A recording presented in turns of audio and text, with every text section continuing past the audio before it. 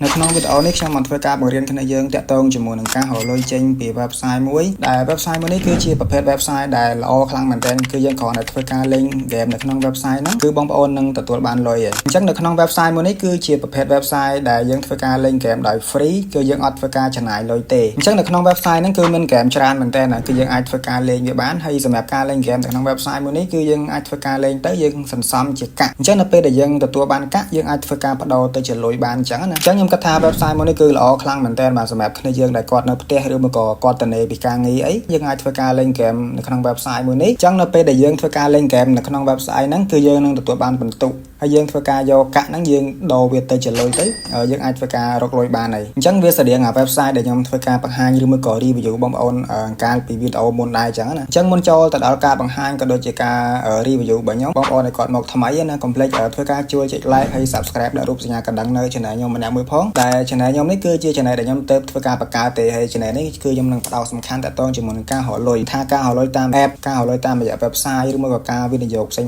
ៗក៏ដូចជាការបង្កើត channel YouTube អីគឺខ្ញុំនឹងធ្វើការ upload ចូលទៅក្នុង channel នេះតែម្ដងដែលនិយាយពាក់ព័ន្ធជាមួយនឹងការរកលុយអញ្ចឹងមិនចង់ឲ្យខាតពេលវេលាបងប្អូនទាំងអស់គ្នាយូរអញ្ចឹងអ្នកដែលគាត់ចង់លេងជាមួយនឹង website មួយហ្នឹងឬមកក៏ចង់លេង game នៅក្នុង website ហ្នឹងបងប្អូនទាំងអស់គ្នាអាចធ្វើការចុចចូលទៅកាន់ link ដែលខ្ញុំបានធ្វើការដាក់នៅខាងក្រោម description បានឬមួយក៏ link ដែលខ្ញុំបានធ្វើការដាក់នៅកន្លែង comment អញ្ចឹងបងប្អូនចូលកន្លែង comment ទៅគឺនឹងឃើញ link អញ្ចឹងបងប្អូនចុចចូលទៅកាន់ link ហ្នឹងទៅគឺយើងអាចធ្វើការចុចឈ្មោះបានហើយអញ្ចឹងនៅពេលដែលបងប្អូនចុចចូលទៅកាន់ link នៅខាងក្រោមហ្នឹងគឺវានឹងនាំបងប្អូនមកដល់កន្លែងនេះបាទអញ្ចឹងកន្លែងនេះគឺជាកន្លែងតាក់ទងជាមួយនឹងការចុចឈ្មោះអញ្ចឹងនៅពេលដែលយើងចុចចូលដំបូងគឺវាចេញកន្លែងហ្នឹងគេដាក់ថា welcome to GG2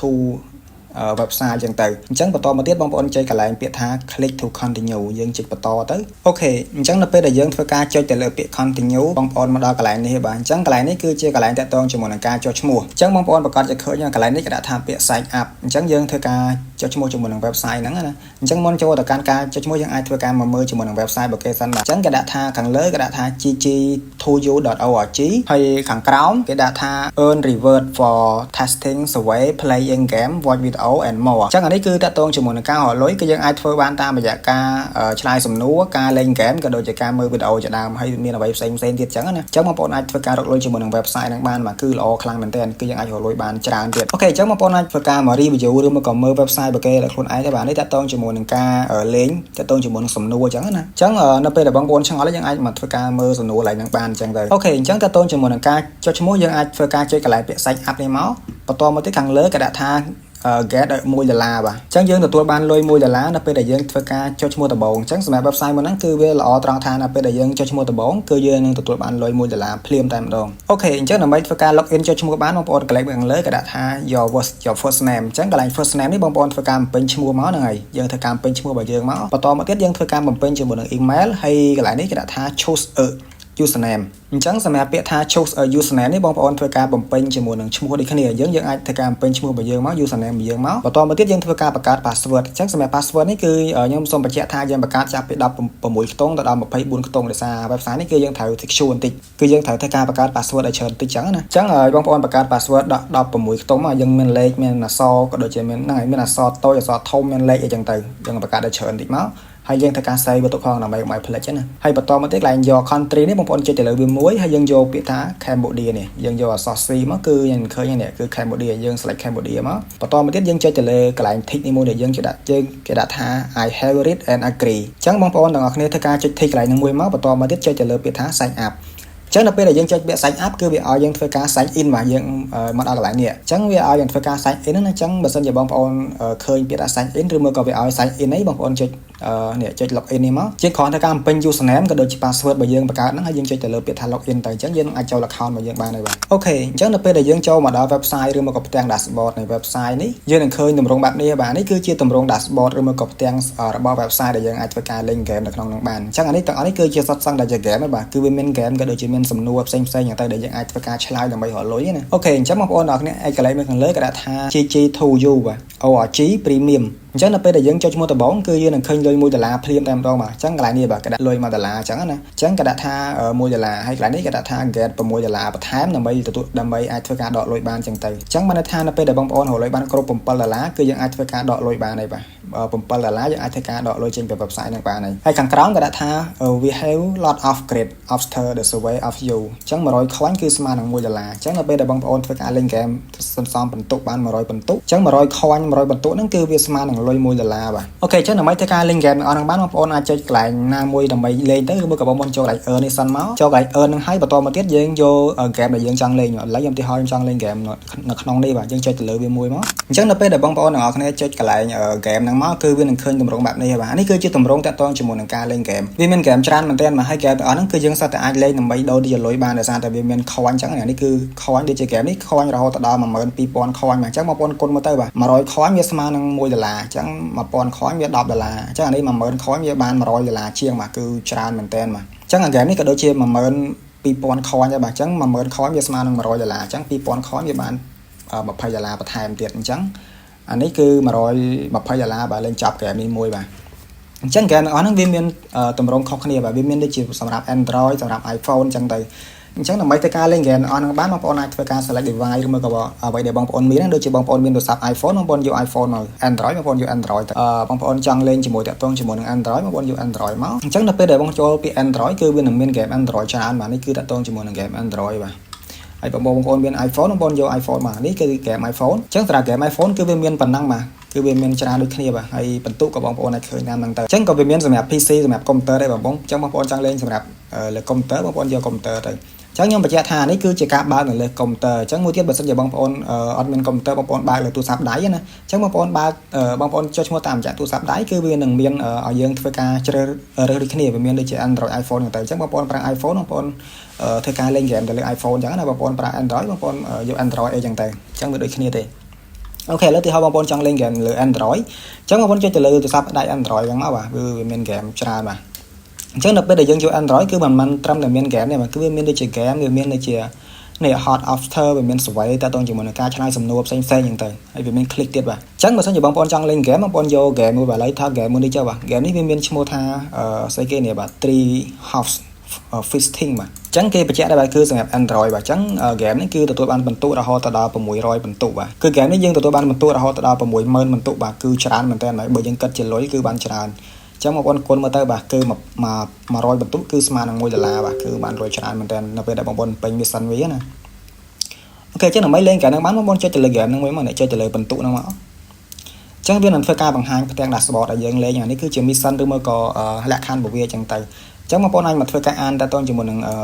ហ្គេមមកគេបានអញ្ចឹងណាអញ្ចឹងបងប្អូនលេងត្រូវមើលលក្ខខណ្ឌដែរបាទទី1គេដាក់ថា no VPN គឺយើងអត់ត្រូវប្រើ VPN ទេហើយក៏ដូចជា no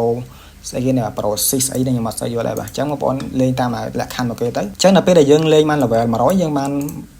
67 coin បាទ0.67 coin យើងលេងបាន level 400យើងបានប៉ុណ្នេះ coin បាទអញ្ចឹងយើងលេងបន្តទៅយើងបាន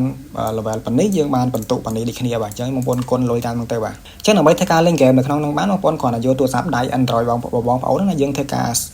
scan QR code ទៅយើងគ្រាន់តែយកទូរស័ព្ទដៃយើងបើក QR code មកយើង scan ទៅវានឹងចូលទៅកាន់ Play Store ហើយឬមួយក៏បងប្អូនអាចធ្វើការ share link នេះទៅទូរស័ព្ទដៃយើងបានអញ្ចឹងអានេះដូចខ្ញុំបញ្ជាក់យ៉ាងមកយើងបើកនៅលើកុំព្យូទ័របាទអញ្ចឹងបើសិនជាបងប្អូនបើកនៅលើទូរស័ព្ទដៃហ្មងយើងអត់ចាំបាច់ scan QR code ទេយើងគ្រាន់តែចុចទៅលើ game ហ្នឹងទៅហើយយើ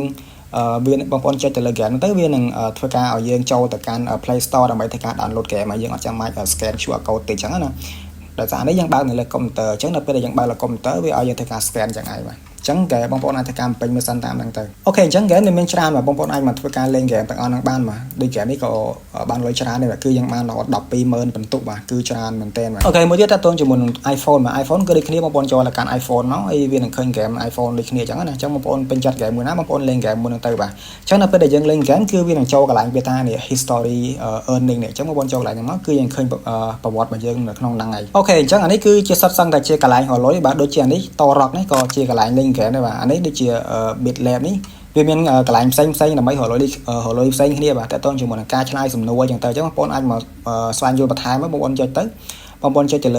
ផ្ទាំងណាមួយដែលបងប្អូនចង់លេងទៅគឺបងប្អូនអាចរលុយបានអញ្ចឹងទាំងអស់នេះគឺជាសុទ្ធសឹងតែជាកន្លែងដែលបងប្អូនអាចរលុយបានអញ្ចឹងណាបងប្អូនប្រកាសជាឆ្ងល់កន្លែងនេះបាទអញ្ចឹងកន្លែងនេះគឺតើតើជាមួយនឹងការដកលុយបាទអញ្ចឹងនៅពេលដែល បានគ្រប់$7នេះគេដាក់ថាគ្រប់$7គឺបងប្អូននឹងអាចធ្វើការដកលុយបានអញ្ចឹងនៅពេលដែលបានគ្រប់$7គឺវានឹងដើរពេញឲ្យគ្រប់អញ្ចឹងណាចឹងយើងអាចធ្វើការដកលុយបានហើយអូខេមួយទៀតបើសិនជាបងប្អូនទាំងអស់គ្នាចង់បាន link ដើម្បីធ្វើការណែនាំមិត្តភ័ក្តិបន្តបងប្អូនចូលកន្លែងពាក្យថា promote នេះមកអញ្ចឹងនៅពេលដែលយើងចូលទៅកាន់ពាក្យថា promote គឺយើងនឹងឃើញ link ហើយបាទអញ្ចឹងគេដាក់ថា your referral link អញ្ចឹងបងប្អូនប្រកាសជាឃើញ link កន្លែងនេះបាទអញ្ចឹងបងប្អូនគាត់ copy link ហ្នឹងទៅផ្ញើឲ្យគេទៅបងប្អូនអាចឲ្យគេចុចឈ្មោះតាមរយៈ link របស់យើងបានអញ្ចឹងគេដាក់ថា every time we send one of your referral or pay out or gift card អញ្ចឹងបងប្អូននឹងទទួលបានចំនួន 5% បាទនៃការចុចឈ្មោះរបស់គេអញ្ចឹងទៅហ្នឹងហើយអញ្ចឹងខ្ញុំសូមបញ្ជាក់ថាសម្រាប់ការឲ្យលុយចេញពី website ហ្នឹងគឺវាល្អថងថា100 coin គឺវាស្មើនឹង$1បាទអញ្ចឹងបងប្អូនគិតទៅ100 coin គឺខ្ញុំគិតថាបងប្អូនរត់យូរទេបាទអញ្ចឹងសម្រាប់លុយ$1ក៏បងប្អូនរត់យូរទេបាទដោយសារតែ100 coin គឺយើងបាន$1អញ្ចឹងណាអញ្ចឹងវាលឿនទេបាទអញ្ចឹងបងប្អូនអាចរកលុយតាមរយៈ website ហ្នឹងបានគឺយើងអាចរកលុយបានច្រើនមែនទែនអូខេមួយទៀតបងប្អូនអាចចូលកន្លែងពាក្យថា manage account ហ្នឹងមកបងប្អូនចូលទៅលើពាក្យថា manage account ហ្នឹងមកអញ្ចឹងកន្លែង manage account នេះគឺវាជាតកតងជាមួយនឹងការណែនាំរបស់គេអញ្ចឹងណាអញ្ចឹងវាមានកន្លែងច្រើនតកតងបងប្អូនអាចមកធ្វើការអានតាមនឹងបាននេះអញ្ចឹងខាងលើគេដាក់ថា account summary បាទអញ្ចឹងទីមួយគេដាក់ថា your account balance គឺ$1បាទអញ្ចឹងខ្ញុំចុចឈ្មោះភ្លាមយើងបានទទួលអញ្ចឹងនៅពេលដែលយើងចុចឈ្មោះភ្លាមគឺនឹងទទួលបានលុយ$1ភ្លាមបាទអញ្ចឹងគេដាក់ថា your account balance គឺ$1អញ្ចឹង when you reach $7អញ្ចឹងហ្នឹងហើយ click the button request pay out to your PayPal account អញ្ចឹងនៅពេលដែលបងប្អូនគ្រប់$7គឺបងប្អូនអាចធ្វើការចុចស្នើសុំដើម្បីដកលុយបានតាមរយៈ account PayPal ឬមួយក៏ Bitcoin អញ្ចឹងទៅអញ្ចឹងអាចដកបានរយៈអញ្ចឹងយើងអាចធ្វើការដកតាមរយៈ PayPal ឬមួយក៏ Bitcoin បានយើងអាចធ្វើការ request របស់យើងអាចធ្វើការ request ទៅគេអញ្ចឹងទៅបងប្អូនអាចធ្វើការដកបានហើយអូខេនេះគឺតទៅជាមួយនឹងការលក្ខខណ្ឌផ្សេងៗបាទបងប្អូនអាចមកធ្វើការអានស្វែងយល់បន្ថែមទៅបាទគឺវាអត់មានន័យពិបាកឈឺក្បាលវិលមុខទេបាទអូខេអញ្ចឹងខ្ញុំសូមបញ្ជាក់ថាសម្រាប់ការដកលុយចេញពី website មួយហ្នឹងគឺយើងអាចធ្វើការដកតាមរយៈ PayPal ឬមួយក៏ប្រភេទកាក់ cryptocurrency តាមរយៈបាទ Bitcoin អញ្ចឹងទៅអញ្ចឹងបងប្អូនប្រកាសជាយល់ហើយបាទតកតងជាមួយនឹងការរកលុយបាទគឺយើងធ្វើការដកលុយសំខាន់គឺតកតងជាមួយនឹង PayPal អញ្ចឹងសម្រាប់ PayPal បងប្អូនប្រកាសជាមាននេះបងប្អូនដែលគាត់រកលុយតាមរយៈ online វាគឺជា bank មួយដែលយើងអាចធ្វើការទទួលលុយបានវាដូចជា ABA ឬមកក៏ធនាគារក្នុងស្រុកអញ្ចឹងបាទតែដោយសារតែគ្រាន់តែ PayPal នេះវាជាប្រភេទធនាគារអញ្ចឹងយើងអាចទទួលលុយចេញពី app ឬមកក៏ website ផ្សេងៗដែលយើងរកលុយអញ្ចឹងទៅចឹងនៅពេលដែលយើងមានលុយក្នុង PayPal បងប្អូនអាច transfer មកកាន់ ABA ឬមួយក៏ធនាគារក្នុងស្រុករបស់យើងបានហ្នឹងហើយគឺវាស្រួលយល់ទេបាទគឺអត់ពិបាកអីទេឬមួយក៏បងប្អូនដកជាប្រភេទ Bitcoin ក៏បានដែរបាទ Bitcoin អីចឹងទៅយើងអាចធ្វើការដកបានអញ្ចឹងណាអូខេអញ្ចឹងសម្រាប់ website មួយនេះគឺខ្ញុំគិតថាមានតែប៉ុណ្្នឹងហើយបាទគឺយើងគ្រាន់តែធ្វើការមក link game នៅក្នុងហ្នឹងទៅគឺបងប្អូនទាំងអស់គ្នាអាចធ្វើការរកលុយបានហើយអញ្ចឹងវាមាន game ច្រើនដូចខ្ញុំបង្ហាញមិញហ្នឹងបាទមានតកតងជាមួយនឹង game មានតកតងជាមួយនឹងការឆ្លើយសំណួរឬមួយក៏អ្វីផ្សេងៗទៀតបាទបងប្អូនអាចមកធ្វើការស្វែងយល់បន្ថែមបានហើយយើងនៅពេលដែលយើងរកគ្រប់100ពិន្ទុគឺយើងនឹងទទួលបានលុយ$1ភ្លាមតែម្ដងបាទយើងចូលដល់កាន់ account របស់យើងណាអញ្ចឹងបងប្អូនអាចធ្វើការស្នើសុំដកលុយចេញពី website ហ្នឹងបានអូខេអញ្ចឹងវីដេអូនេះគឺមានតែប៉ុណ្្នឹងទេបាទអញ្ចឹងនៅពេលដែលខ្ញុំគ្រប់លុយដើម្បីធ្វើការដកខ្ញុំនឹងចេញវីដេអូមួយទៀតតកតងជាមួយនឹងការដកលុយចេញពី website ហ្នឹងបាទអូខេអញ្ចឹងវីដេអូនេះមានតែប៉ុណ្្នឹងទេបងប្អូនអ្នកកុំភ្លេចគាំទ្រខ្ញុំតាមរយៈការចុច like ហើយ subscribe នៅ channel ខ្ញុំម្នាក់មួយផងដើម្បីទទួលបានវីដេអូថ្មីចេញពី channel របស់ខ្ញុំតកតងជាមួយនឹងការរកលុយតាមរយៈ online បាទអញ្ចឹងវីដេអូនេះមានតែប៉ុណ្្នឹងទេបាទអរគុណច្រើនបាយបាយ